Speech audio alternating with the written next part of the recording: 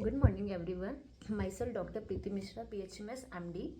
Let's we start discussing about very important topic that is nasal polyp. Nasal polyp एक बहुत ही common problem है जो कि बच्चों से लेके एडोलसेंट्स, एल्डरली हर एज में आपको देखने को मिल सकता है। ठीक है, नेजल पॉलिप एक्चुअली होता क्या है, इसका क्या कॉजेज हैं, इसके क्या क्या सिम्टम्स हैं और इसको हम कैसे मैनेज कर सकते हैं, इस वीडियो में आज हम इसके बारे में डिस्कस करेंगे।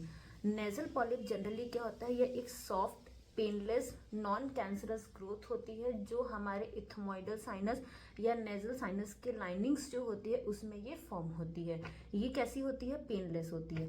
बट जैसे ही ये पॉलिप है या ये जो सॉफ्ट ट्यूमर है, जैसे जैसे ये ग्रो करेगा ये हमारे नेजल पैसेज को, नेजल साइनसेस को ब्लॉक करेगा और पेशेंट क्या कंप्लेंट लेकर आएगा कि मुझे नेजल कंजेशंस रहता है। ठीक है, जैसे ही ये पॉलिप बहुत ज़्यादा बड़ा हो जाएगा तो ये हमारे नेजल पैसेज को ब्लॉक करेगा एंड पेशेंट्स को ब्रीदिंग प्रॉब्लम्स होने लगेंगे और भी बहुत सारे सीवियर प्रॉब्लम्स होने लगेंगे। Nasal polyp generally non cancerous होता है, इसमें किसी भी प्रकार का कोई डर नहीं होता है। ये जनरली उन पेशेंट्स में बहुत कॉमन होता है जिनमें कुछ ब्रीदिंग रिलेटेड इश्यूज होते हैं, जैसे किसी को अस्थमा की प्रॉब्लम है, हे फीवर है या फिर सिस्टिक फाइब्रोसिस है, या उनमें हिस्ट्री है कि उनको क्रॉनिक साइनस इन्फेक्शंस होते हैं, या ऐसे पेशेंट जिनको एनसेड से एलर्जी होती है, non steroidal anti inflammatory drugs जिससे उनको प्रॉब्लम्स होती है।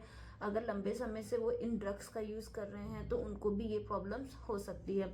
बहुत सारी एलर्जीज हैं जिससे बहुत सारे पेशेंट बहुत चीज़ों को लेके एलर्जिक होते हैं, तो उनमें भी आपको ये देखने को मिल सकता है। मैंने भी आप लोग को बोला ethmoidal sinus. Actually ethmoidal sinus होता क्या है, ये एक ऐसा साइनस होता है जो हमारे दोनों आइज के बीच में क्या होता है, प्रेजेंट्स होता है। तो यहीं पे ये पॉलिप बनने के चांसेस ज़्यादा होते हैं। पॉलिप हमारे दो तरह के होते हैं, एक होता है इंट्रोकॉर्नल पॉलिप और दूसरा हमारा होता है इथमोइडल पॉलिप। इंट्रोकॉर्नल पॉलिप क्या होता है, जनरली ये आपको यंग्स एज में देखने को मिलेगा, यूनिलैटरल्स होता है ना। ये हमारे मैक्सिलरी साइनस से स्टार्ट होता है और धीमे धीमे ग्रो करके हमारे पूरे नोज को इन्वॉल्व कर लेता है। दूसरा मैंने आपको बोला इथमोइडल पॉलिप, जो कि मेनली आपको एडवांस एज में देखने को मिलेगा, 30+ एज में देखने को मिलेगा। इसमें रिकरेंसी की टेंडेंसीज बहुत ज़्यादा होती है, साथ ही साथ ये मल्टीपल्स होते हैं, हमारे दोनों नोज को भी क्या कर सकते हैं, इन्वॉल्व कर सकते हैं। नेक्स्ट अब इसके क्या क्या कॉजेज हैं, किसके वजह से होता है, मैं आपको ऑलरेडी बता चुकी हूँ। उनमें ज़्यादा देखने को मिलता है जिनमें कोई ब्रीदिंग रिलेटेड कोई भी इश्यूज हैं, जिनमें हिस्ट्री है अस्थमा की, एलर्जी की, chronic sinus infections, recurrent infections की प्रॉब्लम है, या जिनको एनसेड्स से एलर्जी है ना, जो लंबे समय से ड्रग्स ले रहे हैं, एंटी इन्फ्लामेटरी ड्रग्स, उनमें भी देखने को मिला है। साथ ही साथ ये एक ऐसा भी देखा गया है कि जो नेजल पॉलिप होता है ये जेनेटिक्स भी हो सकता है। इसमें सिम्टम्स क्या क्या होते हैं, मेनली आपको नेजल डिस्चार्ज देखने को मिलेगा। डिस्चार्ज जो होता है वो क्लियर होता है, बट अगर उसमें कोई इन्फेक्शंस हो गया तो वो थिक भी हो सकता है, ऑफेंसिव भी हो सकता है, मतलब बदबूदार भी हो सकता है। साथ ही साथ पेशेंट को नेजल ऑब्स्ट्रक्शंस होता है, क्योंकि जैसे जैसे ये पॉलिप ग्रो करेगा हमारे पूरे नेजल पैसेजेस को क्या करेगा, ब्लॉक करेगा और पेशेंट्स को क्या होगा, ब्रीदिंग लेने में प्रॉब्लम्स होती है, डिस्निया पेशेंट को महसूस होगा, है ना। साथ ही साथ उनमें पोस्ट नेजल ड्रिप भी देखने को मिलती है, क्योंकि इसमें क्या होता है, ये हमारे साइनस को इन्वॉल्व करता है, पूरे साइनस को ब्लॉक कर सकता है, वहाँ पे साइनोसाइटिस हो सकती है, क्रॉनिक साइनस इन्फेक्शंस हो सकता है एंड पेशेंट को कंप्लेंट होती है पोस्ट नेजल ड्रिप की, मतलब उसको ऐसा लगता है कि उसके नोज से थ्रोट में कहीं ना कहीं कुछ जा रहा है। ठीक है, नेजल ऑब्स्ट्रक्शंस, ब्रीदिंग डिफिकल्टीज हो सकती हैं एंड जो उसका स्मेल का सेंस होता है वो भी क्या होता है, लॉस्ट होता है। तो इसमें हमारा इन्वेस्टिगेशंस क्या क्या होता है, पहले हम इसमें क्लिनिकली एग्जामिन्स करते हैं। पेशेंट जो आपको हिस्ट्री बताएगा कि मुझे रात में स्लीप एपनिया की प्रॉब्लम होती है, या स्नोरिंग, खराटे बहुत ज़्यादा लेता हूँ, या डिफ़िकल्टीज़ होती है नेजल, रात में रोज़ हमारी नाक बंद हो जाती है ना। पेशेंट जो भी आपको क्लिनिकली सिम्टम्स नारेट करेगा उसके बेस पे हम पहले क्लिनिकल एग्जामिनेशन करते हैं।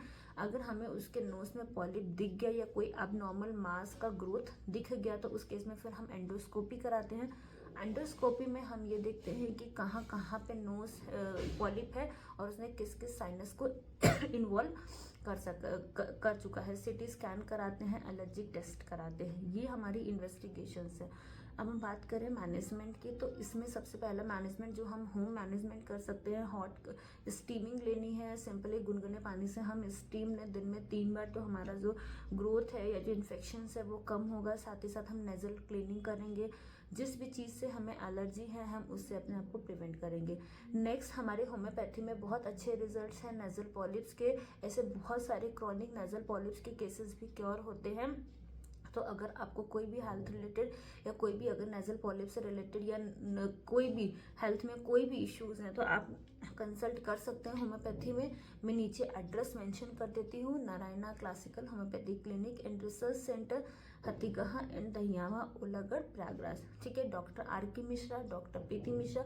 मैं नंबर भी मेंशन कर रही हूँ, ऑनलाइन कंसल्टेशंस भी हमारे यहाँ अवेलेबल हो 9454914678 6266828227। आप दोनों नंबर पर कांटेक्ट करके अपने हेल्थ रिलेटेड इश्यूज़ के बारे में कंसल्ट कर सकते हैं। Thank you everyone.